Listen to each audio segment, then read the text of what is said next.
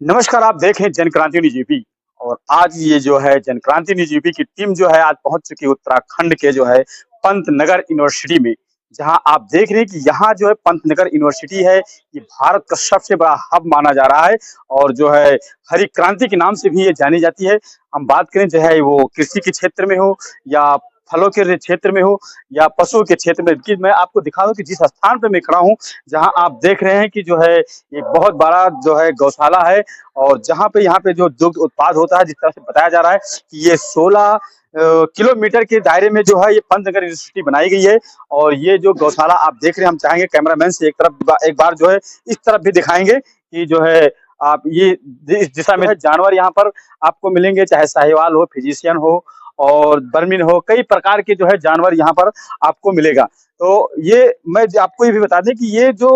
गौशाला ये बना हुआ है, आप इसका नाम जो बताएंगे, जिस तरह से जो है लगभग ये 800 एकड़ की भूमि में ये बनाया गया है और ये काफी जानवर आप आंखों हाल देख सकते हैं, क्योंकि मैं मौके पर पहुंच करके जो है इन जानवरों को आपको दिखा रहे हैं कि किस तरह से ये चारा भूसा जो है खाते हैं। इनके खाने पीने की एक सिस्टमेटिक दायरा में जो है इनको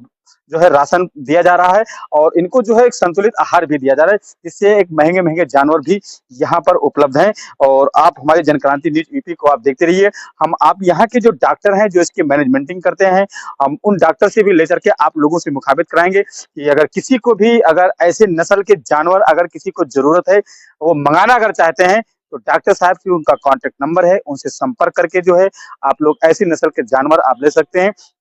और प्रधानमंत्री का जो है हमारे यहाँ नरेंद्र मोदी प्रधानमंत्री का जो सपना है उसको जो है साकार कर सकते हैं। जिस तरह से आत्मनिर्भर की बात जो है हमारे देश के सरकार जो है प्रधानमंत्री जो है आत्मनिर्भर की बात करते हैं, और इस तरह से जो है हम एक प्रशिक्षण लेकर के यहाँ से और यहाँ से जानकारी लेकर के एक बड़ा गौशाला खोल करके हम अच्छा उत्पाद कर सकते हैं। तो आइए हम ले चल करके जो यहाँ के जो डॉक्टर हैं, मैं उनसे आपको मुखाबित होते हैं और उनसे भी जानते हैं कि जो है किस किस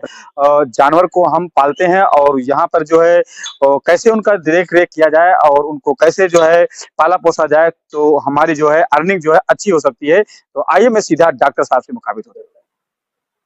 देखिए, सभी दर्शकों को बहुत बहुत नमस्कार। मैं यहाँ डॉक्टर संदीप कुमार तलवार पंतनगर विश्वविद्यालय में हूँ, पशु चिकित्सक हूँ। देखिए, सबसे पहली बात तो ये है कि जो भी किसान बंधु हैं वो अपने क्षेत्र में जो भी पशुपालन कर रहे हैं, मान लीजिए गाय भैंस पाल रहे हैं डेयरी उद्योग या डेयरी स्वरोजगार में, या बकरी पालन कर रहे हैं या भेड़ पालन कर रहे हैं या मुर्गी पालन कर रहे हैं, जो भी पशुपालन जिस भी क्षेत्र में कर रहे हैं, उसमें उनको एक बात ये ध्यान रखनी चाहिए कि जो जो तरीका है उनका पशुपालन करने का, उसको थोड़ा सीख के अभ्यास करके करने से उनका जो परिणाम है, जो प्रोडक्टिविटी है, उत्पादन है, वो उत्पादन बढ़े। जैसे कि मान लीजिए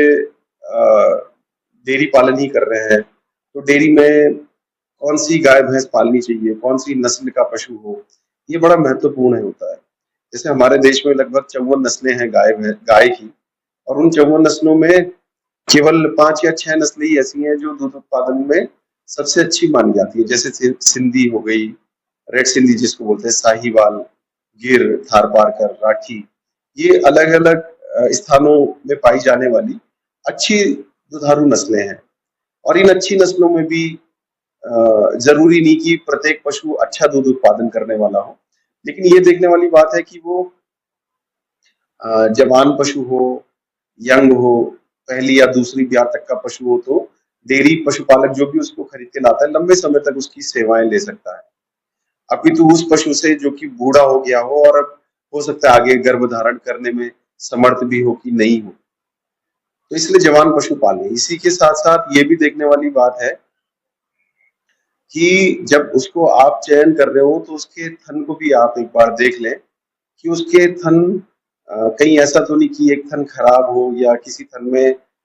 थनैला जैसे बीमारी उत्पन्न हो गई हो, जिसमें क्या होता है कि थन में सूजन हो जाती है या थन में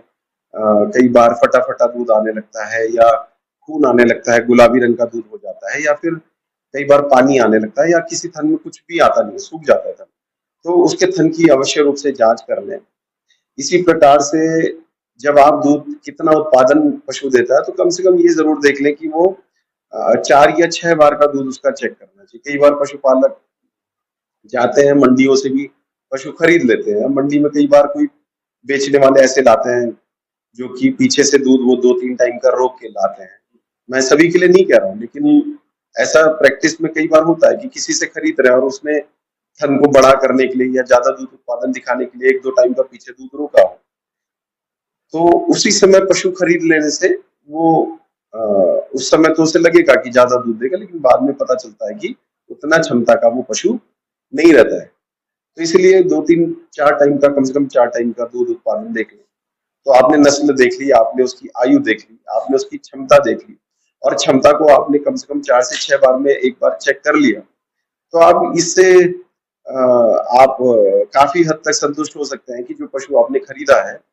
वो पशु उतनी क्षमता का है या उस क्वालिटी का है कि जब आप उसको अपने घर में अपना डेयरी जो आप बना रहे हैं उसके लिए उपयुक्त पशु है। अभी आपके गौशाले में देखा गया था कि जो है कई वैरायटी के जो है जानवर यहाँ पर हैं, जो है देखा गया, और अच्छे अच्छे जानवर हैं। ऐसे किसान जो है वीडियो को देखेंगे और संपर्क करना चाहेंगे आपसे, जो है कि किस तरह से जानवरों को लेकर जाना चाहिए, थोड़ा आपका कोई कॉन्टेक्ट नंबर हो या समय हो। देखिए, कॉन्टेक्ट नंबर तो विश्वविद्यालय की साइट है और पंतनगर विश्वविद्यालय अगर आप अपने मोबाइल में टाइप करेंगे गूगल पे तो दिखाएगा, और उसमें डेयरी फार्म, ये शैक्षणिक डेयरी फार्म है, शैक्षणिक डेयरी फार्म में आप चले जाएंगे तो वहाँ पे जितने भी अधिकारी हैं यहाँ पे सभी का नंबर यहाँ पे आ जाएगा। और विश्वविद्यालय की साइट में जो पंतनगर विश्वविद्यालय में साल में 2 बार जो कृषि मेला लगता है, तो कृषि मेला एक तो लगता है मार्च में और एक लगता है अक्टूबर में। तो अक्टूबर और मार्च के कृषि मेलों में यहाँ से कुछ पशु नीलाम भी होता है। उस समय संपर्क करके, जैसे मेले का दूसरा दिन रहता है तो दूसरे दिन वो पशु नीलामी यहाँ से होता है, यहाँ से ले जाते हैं। साहिवाल की गाय की जो काफी बछड़े भी हैं यहाँ पे, बच्चे जो हैं, तो क्या अगर ऐसे किसान अगर लेना चाहें हम आपसे तो क्या मिल सकता है?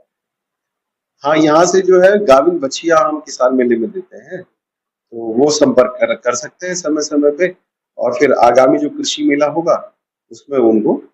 नीलामी होती है।